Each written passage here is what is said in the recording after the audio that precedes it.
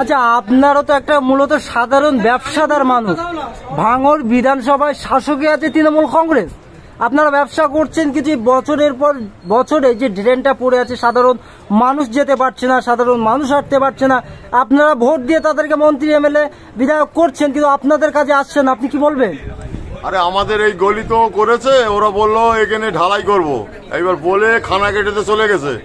এইবার তারপরে আমরা ওইসব রাজ্জাক ফাজ্জাক আরো সব ছিল, ওদের বললাম হ্যাঁ তাহলে আমরা করে দেবো বলে এইবার রাজ্জাক, তারপর ওই আপনার কি বলো ওই জপরি হাকিমের ভাইপো, ওই যে আপনার ওই টেন্ডারের কাজ করে, তারপর ওই আপনার ওই গানিরাটি খোদা বাক্স ছোট ছেলে, তারপরে আর একটা মহিলা এলো, এসে লিখে টিকে সবকিছু নিয়ে গেল। ওরা বললো 1 সপ্তাহের মধ্যে কাজ হবে।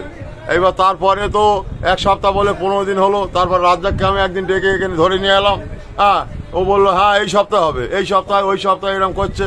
তারপরে আমাদের এখন যে নতুন প্রধান হয়েছে ওই চালতে বেরোয় নাই কেষ্টমাটি বাড়ি, ওকে বললাম হ্যাঁ ফাল্গুন মাসের 2 তারিখে, আমি বলি তুমি এইটা দেখো, তারা লিখে টিকে নিয়ে গেল, তোমরা এই কাজটা করছো না কেন? না 10 দিনের মধ্যে হবে।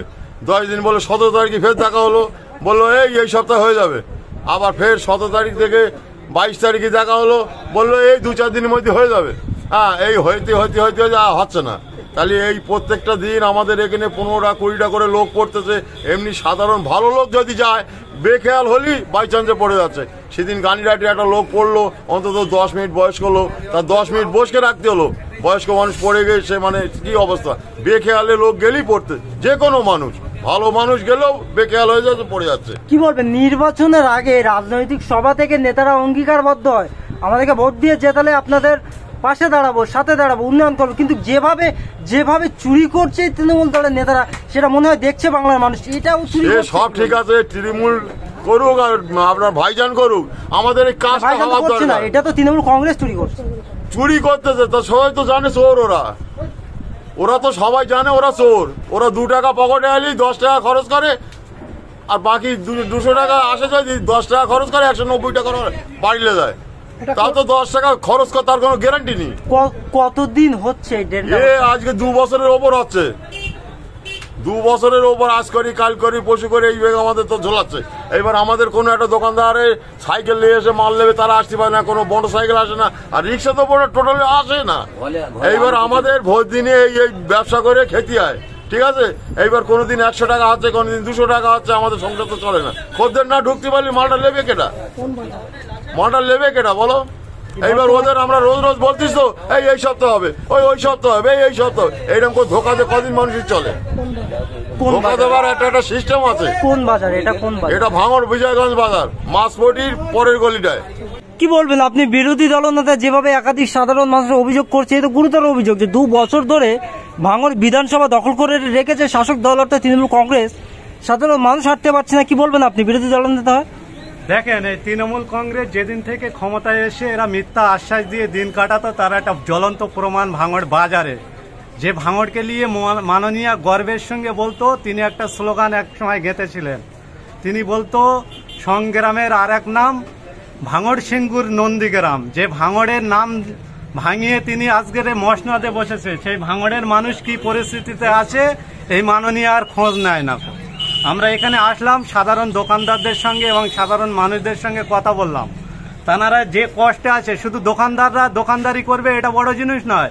এই বাজারে, এই বাজার সংলগ্ন যত গ্রাম আছে, সেই গ্রামের মানুষরা এখানে কিন্তু কেনাকাটা করতে আসে।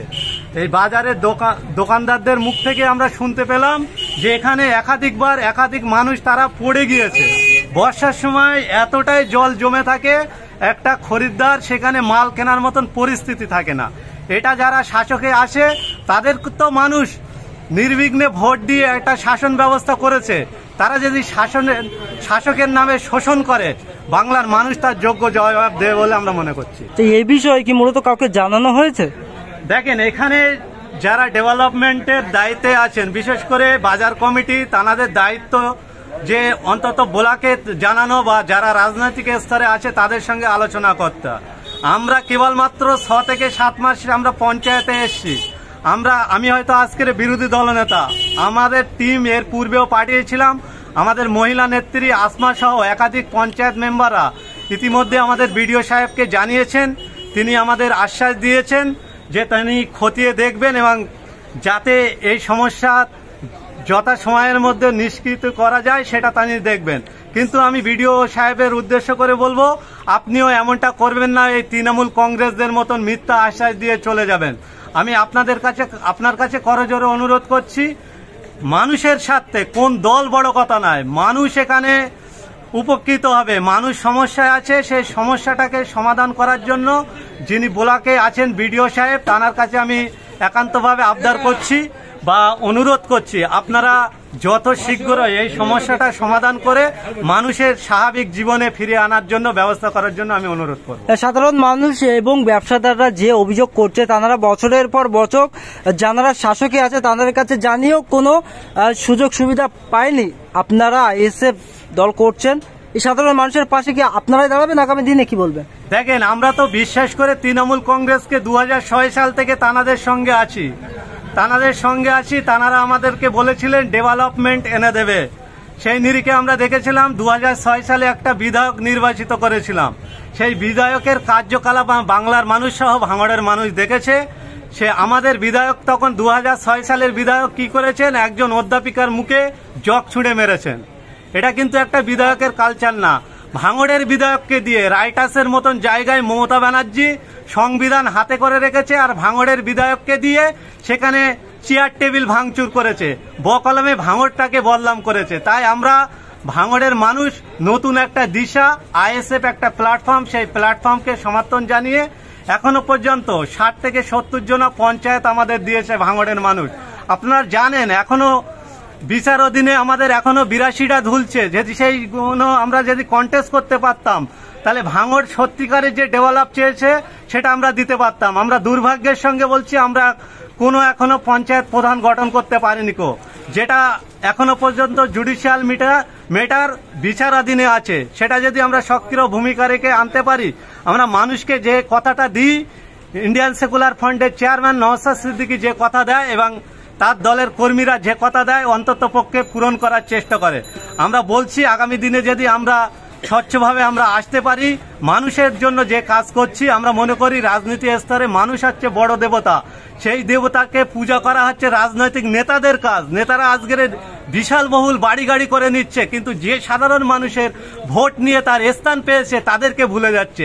এই জিনিসটা পরিবর্তন করার জন্য নওশাদ সিদ্দিকী আজকে রাজনীতি স্তরে এই জিনিসটা, এই সমাজটাকে পরিবর্তন করার জন্য ইন্ডিয়ান সেকুলার ফ্রন্টের কর্মীরা আজকের রাজনীতি স্তরে আমরা ভাঙড়ের মানুষের কাছে আবদার করব বা আহ্বান করব, জাতি ধর্ম বর্ণ নির্বিশেষে সমস্ত মানুষের প্রচেষ্টায় একটা সুস্থ সমাজ উপহার গড়া যায়। তাই সুস্থ সমাজ গড়ার জন্য ভাঙড়ের সমস্ত মানুষের কারিগর হিসেবে থাকার জন্য অনুরোধ করছি।